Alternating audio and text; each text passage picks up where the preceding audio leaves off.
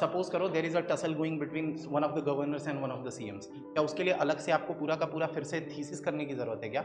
You know the governor is a constitutional post, now CM is a constitutional post, you know the dynamics between them, governor is a ceremonial post, CM is the real executive, then coming the relation, interrelation between them, there are only certain cases when the governor can reserve the bills.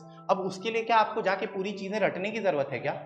Even if it comes into the news, you know there are certain cases when if it is against the high court's rule, if it is against the unity and integrity of the nation, if it is against threatening the basic sovereignty of the nation, if it is against the DPSP, हम reserve कर सकते हैं bills को. This is how the governor does. तो ये चीजें अगर मुझे याद हो सकती हैं 28 के बाद, तो इफ एनीबडी इज सेइंग कि भाई मुझे नहीं हो रही है, सो हाईली डाउट। जब मेरे जैसा इंसान आफ्टर पढ़ाई छोड़ने के बाद 2 साल नौकरी करने के बाद फिर मैं बैठ के रट सकता हूं, तो आई वेरी मच थिंक कि आप करिए, जहां चाह होगी वहां राह होगी।